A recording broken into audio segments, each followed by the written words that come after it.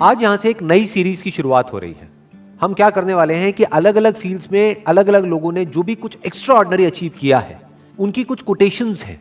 उन कोटेशंस के थ्रू हम उनकी थॉट प्रोसेस को समझने की कोशिश करेंगे कि वो किस तरीके से सोचते थे, ऐसा क्या था उनकी सोच में जिसकी वजह से वो कुछ एक्स्ट्रा ऑर्डिनरी अचीव कर पाए।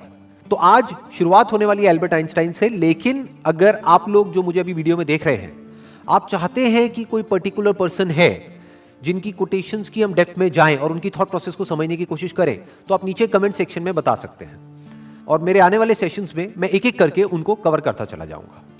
तो जो पहली कोटेशन है एल्बर्ट आइंस्टाइन की, वो है, everybody is a genius, but if you जज a fish by its ability to climb a tree, it will live its whole life believing that it is stupid.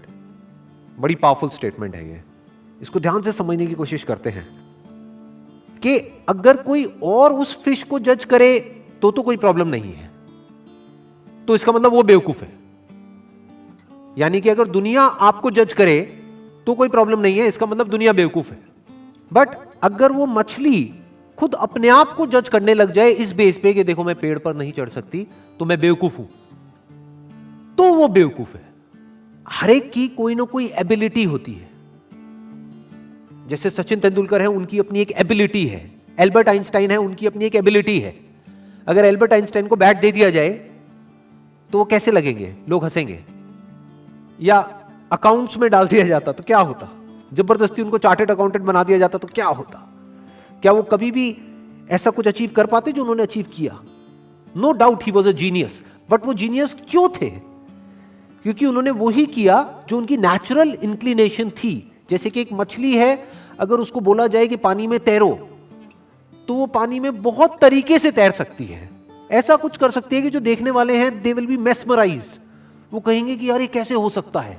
जिसको पानी के अंदर तैरना नहीं आता है और वो उसको देखेगा मछली को, तो वो क्या कहेगा? ये मछली जीनियस है।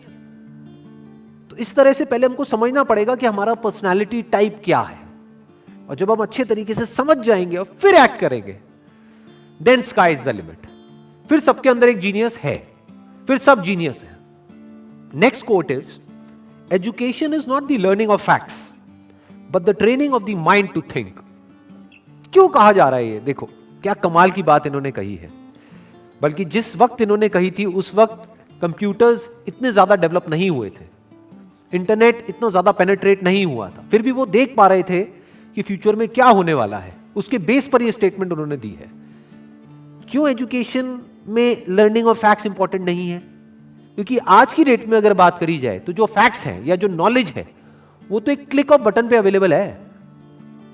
मतलब अगर एजुकेशन का मतलब यही है कि स्कूल जाओ, कॉलेज जाओ और जो बुक्स में लिखा है उसको रट लो और अपने यहां पर फीड कर लो, तो इसकी जरूरत क्या है? वो तो ऑलरेडी मोबाइल में है। जो बुक्स में लिखा है अगर उसको आपने रट भी लिया और यहां पर फीड भी कर लिया, तो अगर उसको रिट्रीव करना है तो कैसे करोगे? अपने आप से एक क्वेश्चन पूछना पड़ेगा, तभी तो वो याद आएगा और आप बोल दोगे। बट यही काम अब अगर क्वेश्चन पूछ करके ही आंसर आना है, तो वो क्वेश्चन तो आप यहां पर भी पूछ सकते हो मोबाइल में।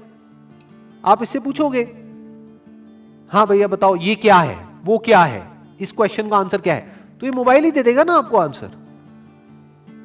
और जितनी मेमोरी इसके अंदर फीडेड है, जितनी नॉलेज एक मोबाइल के अंदर फीडेड है, जितनी नॉलेज गूगल में फीडेड है, क्या उतनी नॉलेज हम अपनी ब्रेन में फीड कर सकते हैं? तो हमारी ब्रेन, अगर हम एजुकेशन को सिर्फ इतना ही समझते हैं कि एजुकेशन का मतलब कि फैक्ट्स को यहां पर फीड कर दिया जाए, तो हमारी ब्रेन इससे बहुत पीछे ही रहेगी, चाहे हम जितना मर्जी डेवलप कर लें। तो वो एजुकेशन किसी काम की नहीं है। तो व्हाट इज रियल एजुकेशन, ये समझना बहुत जरूरी है। क्योंकि अगर हम इसको नहीं समझते तो हम ऐसे लोग अपने एजुकेशन सिस्टम से निकालेंगे जिनके अंदर फीडेड तो बहुत कुछ होगा, बट उनको यही नहीं पता होगा कि सोचते कैसे हैं। यहां पर दो बातें करी जा रही है। एक है education is not the learning of facts. Number one, learning of facts important क्यों नहीं है? Education is not the learning of facts. Why learning of facts is not that important? Because all the facts, all the knowledge, all the information is already available on the internet.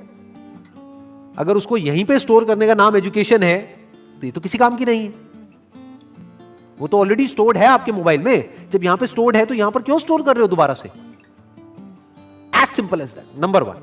Number two, but the training of the mind to think, कि बच्चों को यह सिखाया जाए कि सोचते कैसे हैं और सोचना क्यों जरूरी है, क्योंकि लाइफ में जो भी प्रॉब्लम्स है, जैसी भी प्रॉब्लम्स हैं, उसका सॉल्यूशन कैसे निकलता है? सोच करके निकलता है।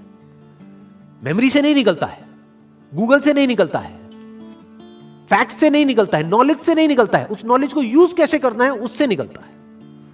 अगर मेमोरी से या बुक्स से सॉल्यूशन निकलता तब तो कोई प्रॉब्लम ही नहीं थी। किसी को पैसा कमाना है, इतनी सारी बुक्स हैं, पढ़ लो, निकल गया सॉल्यूशन। उससे नहीं निकलता है। इंफॉर्मेशन से सॉल्यूशन नहीं निकलता है, उस इंफॉर्मेशन को यूज किस तरीके से करना है उससे सॉल्यूशन निकलता है। जिस सवाल का जवाब गूगल नहीं दे सकता है, उस सवाल का जवाब अगर आप दे सको, सोच करके उस प्रॉब्लम का भी सॉल्यूशन निकाल सको जो गूगल नहीं निकाल सकता है, तो कहेंगे कि आप इंटेलिजेंट हो। यह इंटेलिजेंस डेवलप करने का काम होना चाहिए एजुकेशन सिस्टम का। This is real education. Next quote is, the true sign of intelligence is not knowledge but imagination. Knowledge के बेस पे जो पास्ट में हो चुका है उसको हम रिपीट तो कर सकते हैं, लेकिन कुछ भी नया क्रिएट नहीं कर सकते जब तक कि इमेजिनेशन ना हो। यानी पहले हम कुछ इमेजिन करें, फिर नॉलेज को यूज करें तो ठीक है, बट अगर सिर्फ नॉलेज के बेस पर हम सोचें कि कुछ भी नया डिस्कवर हो सकता है, इम्पॉसिबल। नॉलेज के बेस पर हम गोल गोल गोल गोल एक पैटर्न में घूम सकते हैं कि जो हो चुका है उसको रिपीट कर सकते हैं। फॉर एग्जाम्पल, यहां पर एक बल्ब है, तो इस बल्ब को बनाने की एक नॉलेज है हमारे पास में, तो उस नॉलेज से क्या हो सकता है, और बल्ब्स बन सकते हैं। एक फैक्ट्री बन सकती है, उस फैक्ट्री में और बल्ब्स को प्रोड्यूस किया जा सकता है। और एक ऐसा भी टाइम था जब कोई बल्ब नहीं था, देयर वाज नो बल्ब। तो बल्ब कहां से आया? क्या नॉलेज से आया? जो भी ह्यूमैनिटी की नॉलेज थी हजारों साल की, क्या वहां से आया वो बल्ब? बल्ब कहां से आया? इमेजिनेशन से आया। किसी ना किसी ने सोचा, यानी वो बल्ब कहीं नहीं था, किसी बुक में नहीं था, इस दुनिया में नहीं था, कहीं नहीं था, किसी के माइंड में था। उसने सोचा कि अच्छा ऐसा भी कुछ हो सकता है, और उसके ऊपर काम करना शुरू कर दिया। तो क्या हुआ? वो इमेजिनेशन रियलिटी बन गई। इनफैक्ट अगर हम अपने आसपास में देखें, इस दुनिया में कुछ भी, एक सुई से लेकर के एक एरोप्लेन तक, सब कुछ आज रियलिटी है। आज वो नॉलेज के फ्रेमवर्क में है। आज हमारे पास में नॉलेज है कि सुई कैसे बनानी है, एरोप्लेन कैसे बनाना है। We have knowledge of producing it, we have knowledge of running it, we have knowledge of creating it. But एक टाइम पे वो सब क्या था? वो इमेजिनेशन था, सब इमेजिनेशन था। जब इमेजिनेशन रियलिटी में कन्वर्ट हो जाती है तो वो नॉलेज हो जाती है, फिर उसको रिपीट किया जा सकता है। तो दैट इज कन्वीनियंट, बट वहां पर कुछ भी नया डिस्कवर नहीं हो सकता है। कुछ भी नया डिस्कवर करना है तो यू नीड इमेजिनेशन। जैसे एक तरफ से व्हील डिस्कवर हो गया, एक तरफ से लगेज डिस्कवर हो गया, अब यहां पर इमेजिनेशन की जरूरत है। क्या लगेज उठाने में दिक्कत आ रही है? व्हील है, व्हील लेकिन बड़ा है, तो अगर इस व्हील को छोटा कर दिया जाए और उस लगेज के नीचे फिट कर दिया जाए तो क्या होगा? ये इमेजिनेशन है। This is the difference between imagination and reality. यानी कि अगर इसको हम अपनी लाइफ से रिलेट करें तो जो भी हमारी जो करंट सिचुएशन है या जो भी कुछ आज तक हमारे साथ में हुआ है, वो सब क्या है? नॉलेज है, फैक्ट्स है। हो सकता है वो फैक्ट्स या जो हमारी रियलिटी है वो ये कह रही है कि हम लाइफ में कुछ कर ही नहीं सकते, बट इमेजिनेशन यहां पर क्या कर सकती है? इमेजिनेशन यहां पर अगर हमारे अंदर है तो हम इमेजिन कर सकते हैं कि फ्यूचर में इस रियलिटी को बदला जा सकता है। हम अपने लिए एक नया फ्यूचर इमेजिन कर सकते हैं based upon the resources that we have, based upon the knowledge that we have. उस नॉलेज को, उस इंफॉर्मेशन को, उन रिसोर्सेज को यूज करके हम अपनी इमेजिनेशन को सच कर सकते हैं। तो इसलिए कहा जा रहा है कि इमेजिनेशन इज रियल इंटेलिजेंस, क्योंकि नॉलेज को तो एक रोबोट भी रिपीट कर सकता है। तो रोबोट को हम आर्टिफिशियल इंटेलिजेंस तो कह सकते हैं, रियल इंटेलिजेंस नहीं कह सकते। यानी कि कोई प्रोडक्ट है वो बनाना है, तो वो तो मशीन्स भी क्रिएट कर सकती है और करती ही है।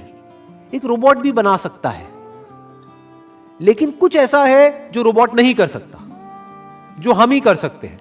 That is real intelligence, that is human intelligence. तो ये कुछ कोटेशंस थी एल्बर्ट आइंस्टाइन की, जिसको आज हमने डीपली समझने की कोशिश करी है। अगर इसके अलावा आप चाहते हैं कि कोई और पर्सन भी है जिन्होंने कुछ एक्स्ट्राऑर्डिनरी अचीव किया है किसी भी फील्ड में, और उनकी भी कोटेशंस की हम डेप्थ में जाएं, तो आप नीचे कमेंट सेक्शन में बता सकते हैं। तो मेरे आने वाले सेशंस में मैं एक एक करके उनको कवर करता चला जाऊंगा। Wish you all the very best. Thank you so much.